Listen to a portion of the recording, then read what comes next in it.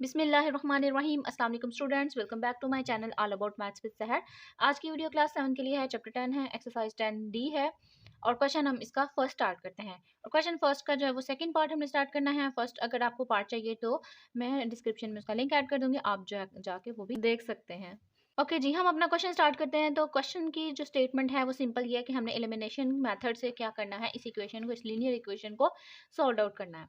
ठीक है, तो आपने एलिमिनेशन का मेथड ये होता है कि हमने किसी एक वेरिएबल को देख लेना है, या वो एक्स हो या वो वाई हो, उसको आपने एलिमिनेट यानी कि खत्म कर देना। एलिमिनेट का मतलब होता है कि आप उसको फिनिश कर दें और फिर वाई की वैल्यू, यानी कि अगर आप एक्स को एलिमिनेट कर रहे हैं तो वाई की वैल्यू आ जाएगी, वाई को आप एलिमिनेट कर रहे हैं तो एक्स की वैल्यू आ जाएगी।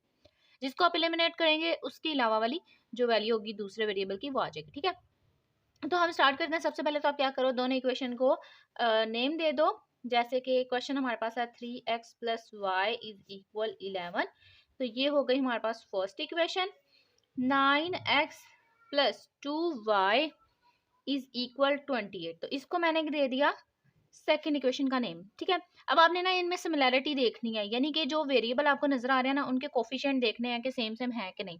अगर सेम सेम होते हैं या मल्टीपल होते हैं तो हमारा काम आसान हो जाता है। हमने सिर्फ एक इक्वेशन को लेना होता है और उसके मल्टीपल को सेम बनाना होता है, उसके कोफिशिएंट को सेम बनाना होता है। तो अब हम देख लेते हैं, यहाँ पे हमारे पास है 3x, तो दूसरी इक्वेशन में हम देख लेते हैं 9x। इसका मतलब है 3 के टेबल में 9 आता है, तो मैं इजीली क्या करूंगी, इस सारी इक्वेशन को एक ऐसे नंबर से मल्टीप्लाई कर दूंगी जिससे हमारे पास क्या आ जाए, इस x का कोफिशिएंट जो फर्स्ट इक्वेशन है 9। ठीक है, अगर मैं देखूँ तो 3 3 से 9 होता है ना, तो मैं इस सारी इक्वेशन को 3 से मल्टीप्लाई करूंगी। मल्टीप्लाई करने के बाद इसको सब्ट्रैक्ट कर दूंगी तो हमारे पास x एलिमिनेट हो जाएगा। ठीक है, आप ये भी कर सकते हैं। और दूसरा मेथड ये है कि आप y को देख लें।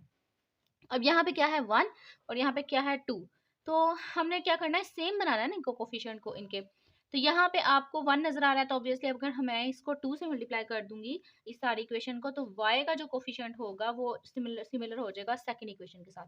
अब आप पे डिपेंड कर रहा है कि आप किसको एलिमिनेट करना चाह रहे हैं। आप x को एलिमिनेट करना चाह रहे हैं तो x के कोफिशिएंट के अकॉर्डिंग आप वर्किंग कर लें, अगर y को करना चाह रहे हैं तो y के कोफिशिएंट के अकॉर्डिंग।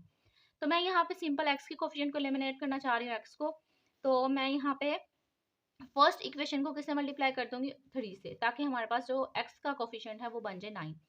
सिंपली आपने यहाँ पे लिखना है मल्टीप्लाई 1 इक्वेशन बाय 3। ठीक है, तो मैं पहले भी बता चुकी हूँ कि ये हम काम क्यों कर रहे हैं, ताकि हम इसको एलिमिनेट कर सके। तो मैंने जब यहाँ पे मल्टीप्लिकेशन करनी है तो आपने इस एक कोफिशिएंट के साथ मल्टीप्लिकेशन नहीं करनी, आपने इस सारी इक्वेशन के साथ इस को मल्टीप्लाई कर देना है। तो मैं क्या कर रही हूँ, जिसको मल्टीप्लाई करना है उसको मैं बाहर होल में ब्रैकेट में लिख रही हूँ, ब्रैकेट के बाहर अंदर सारी वैल्यूज जो जिसको हमने करना है वो सारी वैल्यूज मैं अंदर लिख दूंगी। ठीक है, अब मैं फर्दर ये क्या करूंगी, इस 3 को इक्वालिटी के साथ ही मैंने लिख दिया ताकि हमारी इक्वेशन जो है वो डिस्टर्ब ना हो। अब मैं क्या करूंगी, इस 3 को सबके साथ बारी बारी मल्टीप्लाई कर दूंगी। जैसे कि 3 मल्टीप्लाई होगा 3x के साथ, तो 3 3 जा 9x, फिर 3 होगा y के साथ, सेंटर में प्लस मौजूद है। यहाँ पे हमारे पास जो है वो कोई कोफिशिएंट नहीं, तो ऑब्वियसली यहाँ पे 1 मौजूद है, तो 3 1 जा 3y एज इट इज। और 3 जब 11 से मल्टीप्लाई होगा तो ये इक्वेशन जो हमारे पास अभी न्यू आई है, जो कि बेस पे थी 1 की बेस पे आई है ये हमारे पास, और इसको हम देंगे 3 का नेम। तो ऑब्वियसली हम अब फर्स्ट को यूज नहीं करेंगे, अब सेकंड और थर्ड को यूज करेंगे। अब आपने बेसिकली करना क्या है, माइनस करना है, एलिमिनेट करना है एक्स को, तो वो हम माइनस से कर सकते हैं, सब्ट्रैक्ट कर दो। आपने सिंपली सेकंड को माइनस कर देना है थर्ड में से, तो सब्ट्रैक्ट सेकंड इक्वेशन फ्रॉम 3। इसका मतलब है जिसमें से हमने माइनस करना है, 3 में से माइनस करना है ना, तो थर्ड इक्वेशन को मैं ऊपर लिखूंगी और सेकंड को सब्ट्रैक्ट करना है, जिसको हमने माइनस करना होता है वो हमेशा हम बाद में लिखते हैं। तो सेकंड इक्वेशन हमारे पास क्या है, 9x plus 2y is equal 28। अब जैसे कि आप लोगों ने ये रूल पढ़े हुए हैं कि जब हम किसी अलजेब्रिक इक्वेशन को सब्ट्रैक्ट कर रहे होते हैं तो जो नीचे वाला पार्ट जिसको सब्ट्रैक्ट कर रहे होते हैं ना उसके हम सारे साइन ऑपोजिट कर देते हैं। ठीक है, ये आपने सब्ट्रैक्शन में याद रखना है कि हम इसके साइन जो है वो ऑपोजिट कर देते हैं नीचे वाले के। ठीक है, अब यहाँ पे 9 के साथ कोई साइन नहीं, तो यहाँ पे प्लस का मौजूद है। यहाँ पे 28 के साथ भी कोई साइन नहीं, तो प्लस का एग्जिस्ट कर रहा है। और इसके मैं साइन जो है वो चेंज कर रही हूँ मार्कर के साथ, ताकि आपको पता हो कि हमने यूज भी यही करने हैं।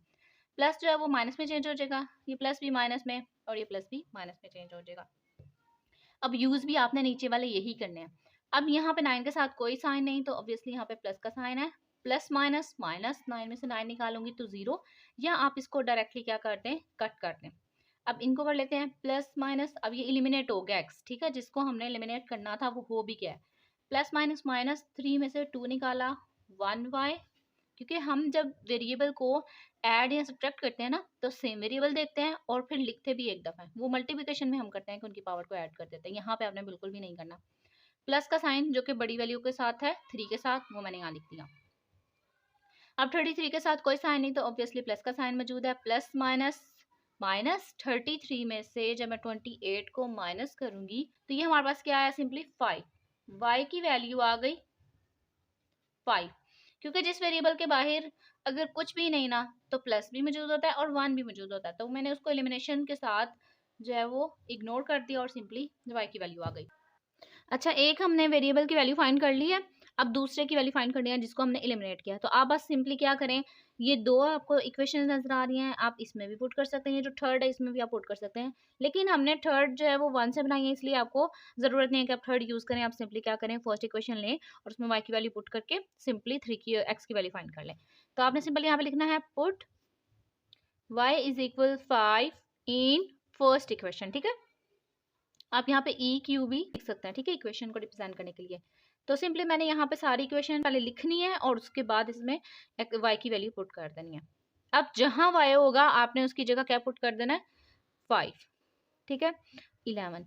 अब हमें क्या वैल्यू चाहिए, x की वैल्यू चाहिए ना, तो यहाँ पे एक्स्ट्रा सबसे पहले आपने देखना है मल्टीप्लिकेशन x के साथ जो आपको कोफिशिएंट नजर आ रहा है, अभी आपने उसको कंसिडर नहीं करना। अगर लेट करें यहाँ पे ब्रैकेट होती तो पहले हम उसको कंसिडर करते और उसको जो भी ऑपरेशन होता ट्रांसफर का वो करते, लेकिन यहाँ पे प्लस और माइनस की बात करते हैं। तो प्लस और माइनस हमारे पास क्या है, 5 यहाँ पे प्लस और इक्वलिटी की दूसरी साइड पे जाके क्या हो जाएगा, माइनस।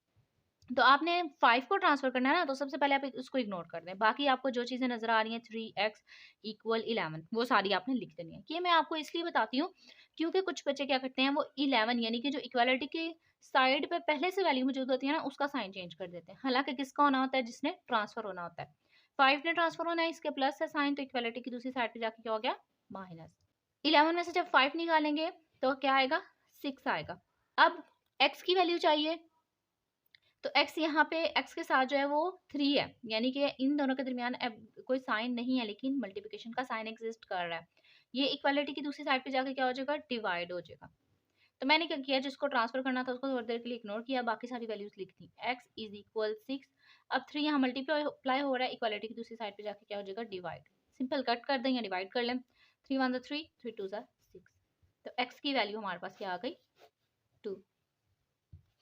आप इनको जो है वो लिख भी सकते हैं, x is equal 2 and y is equal 5। अच्छा, अगर आपको डाउट हो रहा है ना कि आपकी वैल्यूज जो है वो आज ठीक हैं कि नहीं, तो आप सिंपली क्या करें, x और y दोनों की वैल्यू आप इसमें पुट करें और देखें कि जो आंसर इनको सॉल्व करने के बाद आ रहा है वो 11 की इक्वल है। तो हम करके देख लेते हैं, y में 5 पुट करते हैं और x में 2 पुट करते हैं। 2 प्लस y में मैंने क्या पुट किया, 5, 3 2 6, 6 में 5 किया 11, 5 ऐड किया तो 11 इज इक्वल 11, यानी कि ये आपका शो करता है कि आपके जो दोनों आंसर है वो क्या है, सही हैं और बिल्कुल करेक्ट है।